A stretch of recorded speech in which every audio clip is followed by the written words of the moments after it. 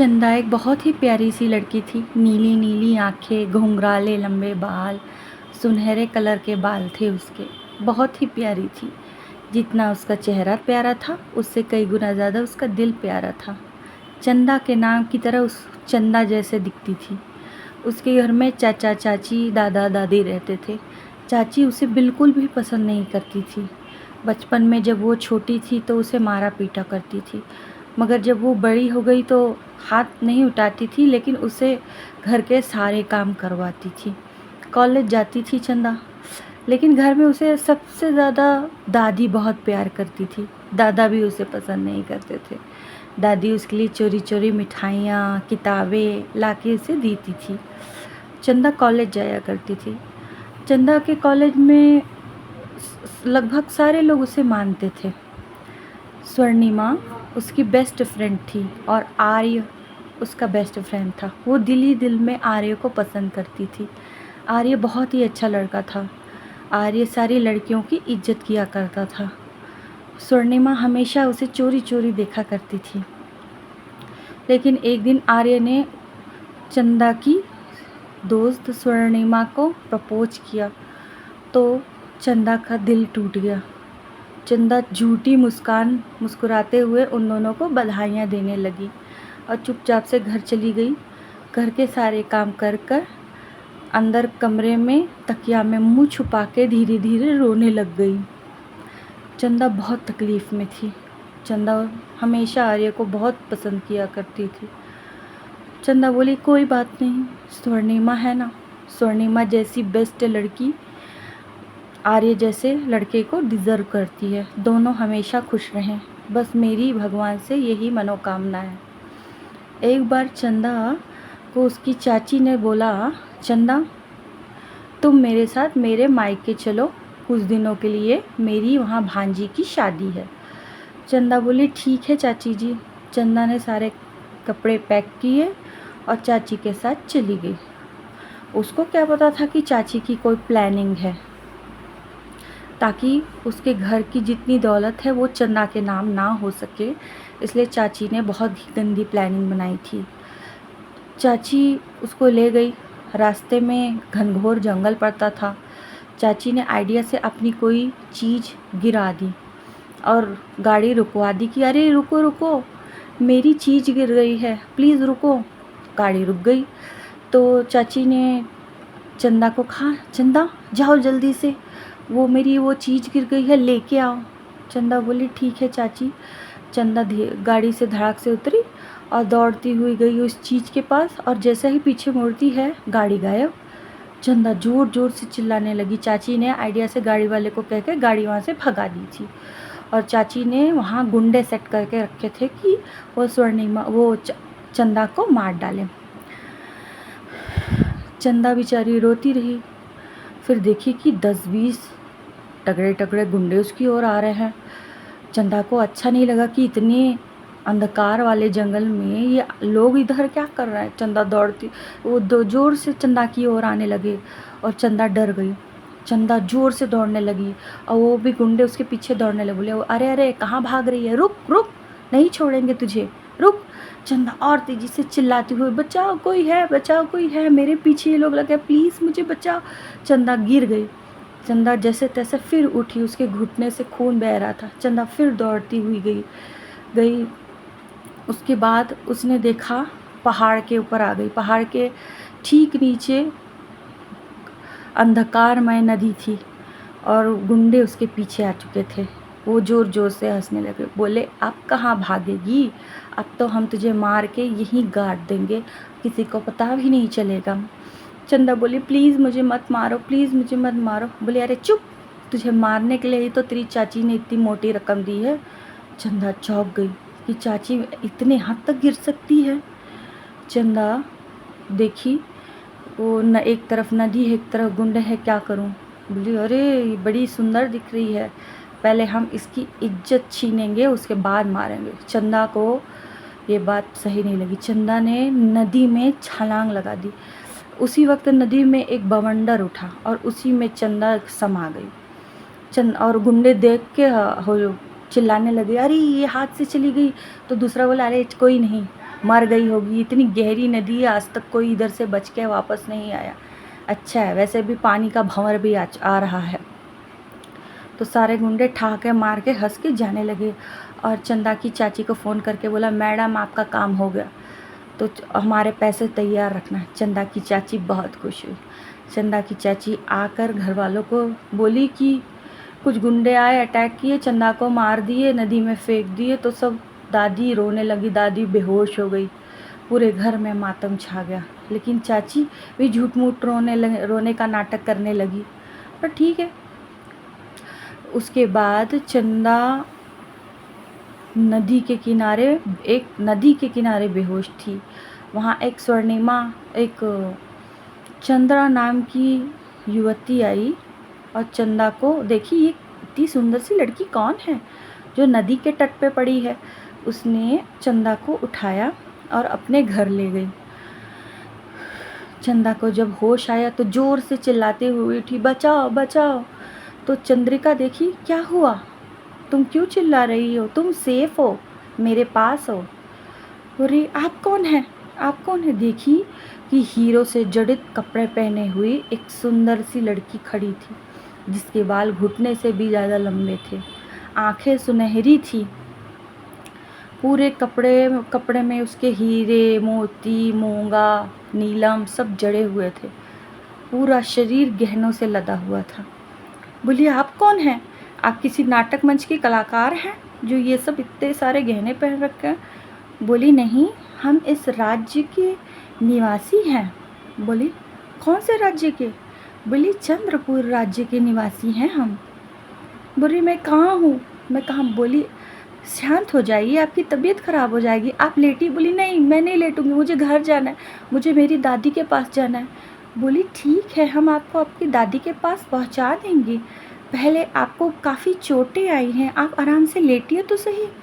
चंदा बोली, नहीं नहीं, मुझे प्लीज़ मेरे घर जाना है। बोली, देखिए, शांत हो जाइए, आप चंद्रपुर में हैं, ये हमारा राज्य है, आप मुझे नदी के किनारे बेहोश अवस्था में मिली थी, इसलिए हम आपको यहाँ ले आए। आप कौन हैं, आपके कपड़े अलग हैं, आपके शरीर पे गहने नहीं हैं, आप कौन हैं आखिर। तो चंदा बोली, मैं भारत में रहती हूँ। बोली, भारत, कहाँ है वो जगह, हमने तो किताबों में भारत के बारे में सुना था, आप सच में भारत की हैं। बोली, हाँ। बोली, किधर है भारत। बोली, ठीक है, एक काम कीजिए, आप शांत रहिए, हम आपकी समस्या हमारे महाराज के सामने रखेंगे, वो आपकी समस्याओं का निदान करेंगे। बोली, महाराज। बोली, जी, हमारा ये राज्य चंद्रपुर है, यहाँ के राजा आपकी मदद करेंगे, आप बिल्कुल भी चिंता ना करें, चलिए कुछ खा लीजिए। बोली, नहीं, मुझे कुछ नहीं खाना है, मुझे दादी के पास जाना है, दादी बहुत परेशान हो रही होगी मेरे लिए, प्लीज़ मुझे मेरे घर भेज दो। बोली, शांत रहिए, शांत रहिए, आप क्यों इतनी परेशान हो रही है, हम आपको आपके दादी के पास भेज देंगे, आप बैठिए शांति से। ठीक है, बैठ जाती हूँ। फिर चंद्रिका ने चंदा के लिए पीने के लिए कुछ शरबत लाया। देखिए, कुछ तो अलग ही शरबत है, ये कैसा शरबत है। बोली, पी लीजिए। बोली, ये वेजिटेरियन तो है ना, मैं शाकाहारी हूँ। बोली, चिंता मत करिए, यहाँ के हर एक निवासी शाकाहारी ही होते हैं, आप इसे पीजिए, ग्रहण करिए। तो उसने पिया, उसे शरबत बहुत टेस्टी लगा।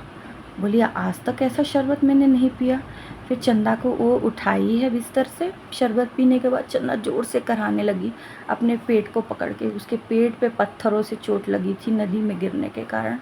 वो उसको उठाई है और उसको आराम से एक सोने के कुर्सी पे बैठा दिया और सोने का टेबल। चंदा बोली, इसका घर भी सोने का है, पूरे घर के दीवारों पे डायमंड लगे हुए हैं, थाली भी सोने की है, ये आ कहाँ गई हूँ मैं आखिर, ये कौन सी जादुई नगरी है। उसने चंदा को खाने में अलग अलग प्रकार के व्यंजन परोसे, बहुत बड़ी थाली ले। बाप रे, इतना सारा खाना, ये तो 10 लोगों के हिसाब से खाना है। बोले, हम इतना ही खाते हैं। देखिए, अलग अलग प्रकार के मिष्ठान थे, पूड़ी थी, सब्जी थी, चंदा ने थोड़ा बोली, मुझे थोड़ा सा ही खाना है, इतना ज़्यादा मैं नहीं खा पाऊँगी। चंद्रिका ज़ोर से हंसी। चंद्रिका बोली, लगता है आपके इलाके में सब बहुत कम खाते हैं, हम तो इतना ही खाते हैं। उन्होंने बोला, ठीक है। छोटी सी थाल लाई गई, उसके हिसाब से भोजन निकाला गया। चंदा ने खाया। उसके बाद उसको बोला, आप आराम कर लीजिए। चंदा बोली, नहीं, मुझे आराम नहीं करना है, मुझे घर जाना है। मेरी दादी मुझे मुझे ढूंढ रही होगी, बहुत परेशान होगी। मुझे मेरे दादी के पास जाना है, प्लीज़ मुझे मेरे दादी के पास भेज दीजिए। बोली, आप कदापि चिंता ना करें, हम आपको आपकी दादी के पास भेज देंगे, किंतु आपके शरीर पर बहुत घाव लगे हुए हैं, आप ऐसी अवस्था में कैसे जा सकती हैं, आपको आराम करना पड़ेगा। बोली, नहीं नहीं नहीं। ये कहते कहते चंदा को बेहोशी आ गई। चंद्रिका उसे तुरंत थाम ली और बिस्तर पर लिटा दिया। उसको 24 घंटे बाद दोबारा होश आया। देखिए, उसके शरीर पे लेप लगा हुआ है। वो फिर उठी। बोली, ये सब क्या है? बोली, आपके घाव पे मैंने लेप लगाया है, ये आपको जल्दी ठीक कर देगा। बोली, मुझे प्लीज़ मेरे घर भेज दीजिए। चंद्रिका बोली, ठीक है, चलिए, आज महाराज आने वाले हैं, तो हम सब महाराज के पास चलेंगे। यहाँ के पूरे लोग महाराज के दर्शन के हेतु जाने वाले हैं, तो आप भी चलिए। ठीक है, मुझे ले चलिए। उसने चंदा को उठाया और एक रथ पे बैठाया सोने के। चंदा बोली, ये तो पूरा सोने से जड़ित, हीरे जड़ित रथ है। और चंद्रिका ने उस पर कोई मंत्र फूका और उसे आदेश दिया कि यहाँ चलो। रथ उड़ चला। रथ उड़ गया तो चंदा थोड़ा डरी। चंद्रिका ने उसका हाथ पकड़ लिया। बोली, डरो मत, ये हमें हमारे स्थान पे पहुँचा देगा। ये मंत्रोच्चारण से चलता है। और हवा में तैरता हुआ रथ लगा। देखा कि आसमान में घोड़े उड़ रहे हैं, उस पर लोग चल रहे हैं। तरह तरह के रथ, दिव्य रथ उड़ रहे हैं, उस पर चल रहे हैं। बड़े बड़े हीरे मोतियों से जड़े पहाड़ चमचमा रहे हैं, चांदी के, सोने के पहाड़। झरने से सोने की नदियाँ बह रही है, पत्थर की जगह हीरे मोती गिरे हुए हैं। आसमान भी चमचमा रहा है 7 रंगों में, सूर्य भी चमचमा रहा है। इतना सुंदर माहौल लग रहा है, चारों तरफ खुशबू ही खुशबू। बड़े बड़े हाथी के आकार के फल लगे हुए हैं। चंद्रिका, ये कल्पना में भी उसने ये नहीं सोचा था कि इतना सुंदर प्रदेश भी हो सकता है। मैं आ कहाँ गई हूँ आखिर? ऐसा तो मैंने कभी बुकों में भी वर्णन नहीं सुना। ये कौन सी जगह है? क्या मैं टाइम ट्रेवल कर गई हूँ? पर टाइम ट्रेवल, पुराने ज़माने में भी ऐसी चीज़ों का कोई वर्णन नहीं है बुकों में। तो फिर ये सब क्या हो रहा है? कौन सी जगह है ये? वो विस्मय भरी आंखों से इधर उधर देखने लग गई। चंद्रिका उसको देख के मुस्कुरा रही थी। बोली, डरो मत, ये हमारा राज्य है। अब मैं तुम महाराज के पास ले चलूँगी, महाराज तुम्हारी समस्याओं का निदान करेंगे। बोली, ठीक है। तो फिर एक स्वर्ण महल के सामने उसका रथ अपने आप उतर गया। वो महल इतना ज़्यादा जगमगा रहा था हीरे डायमंड से कि देखती रह गई कि ऐसे भी जगह होती है, ऐसा भी महल होता है। देखी कि बहुत सारे नागरिक आए हैं, सुंदर सुंदर पोशाक पहन के, हीरे मोती जड़े हुए बालों में थे उनके। इतने सुंदर लग रहे थे सबके सब, इतने ज़्यादा सुंदर थे। बोली, क्या मैं कोई परी लोक में आ गई हूँ? सबके सब सुंदर थे, छोटे बच्चे, बूढ़े, जवान, सब सुंदर। फिर अचानक जय जयकारे लगने लग गए। देखे, एक बहुत भारी सा रथ उतरा है और बहुत सारे घोड़े उस रथ को चला रहे हैं, हवा में उतरा है।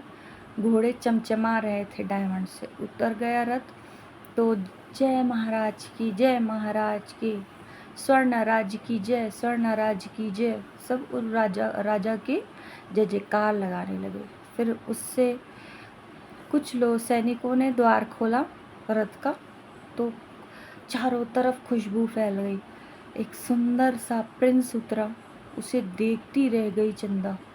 इतना सुंदर, उसकी आंखें सुनहरे रंग की थी, उसके बाल गोल्डन रंग के थे, इतना गोरा था, इतना सुंदर था, ओठ जैसे गुलाब की तरह लाल थे।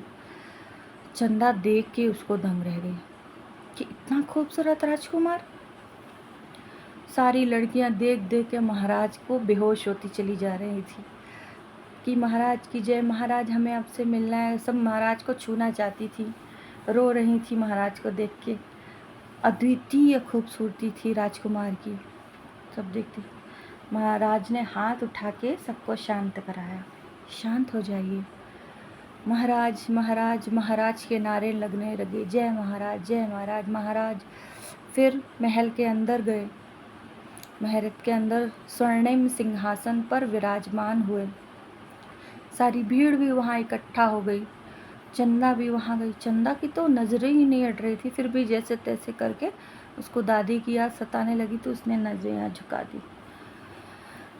चंदा को कुछ भी अच्छा नहीं लग रहा था। उसके सामने ही खजाने पड़े थे, लेकिन उसे सिर्फ अपने घर की याद आ रही थी कि उसे सिर्फ अपने घर जाना है।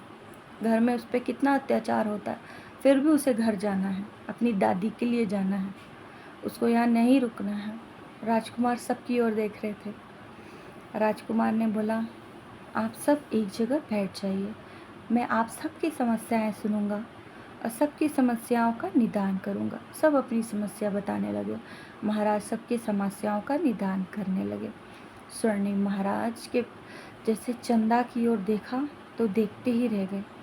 देखा चंदा नीचे की ओर देख रही है और उसकी आंखों से आंसू बह रहे हैं। महाराज को रहा नहीं गया। महाराज ने इशारा करके चंदा को अपनी ओर बुलाया। चंद्रिका ने तुरंत चंदा का हाथ पकड़ के महाराज की ओर ले गई और महाराज की से हाथ जोड़ा। चंदा को भी आदे बोला कि हाथ जोड़ो हाथ जोड़ो। चंदा उनकी ओर देखना भी नहीं चाहती थी, लेकिन चंद्रिका बोली हाथ जोड़ो। महाराज ने बोला कोई बात नहीं, हाथ जोड़ने की कोई ज़रूरत नहीं है। ये इतनी परेशान क्यों है, इनकी आंखों से आंसू क्यों निकल रहा है। बोले महाराज, ये मुझे नदी के किनारे बेहोश अवस्था में मिली थी, मैं इनको लेके आई, 4 दिन बाद इनको होश आया है। महाराज बोले अच्छा। बोल रही है महाराज, ये बोलती है कि ये भारतवर्ष से आई है। महाराज के साथ साथ वहाँ बैठी पूरी जनता चौंक गई। क्या क्या भारतवर्ष? ये तो सिर्फ हमने ग्रंथों में पढ़ा है कि भारतवर्ष जैसी कोई जगह है। सब चौंक के देखने लगी, क्या आप भारतवर्ष से आई हैं? चंदा बोली जी, मुझे मेरे घर जाना, मुझे मेरे घर जाना कह के फिर बेहोश हो गई।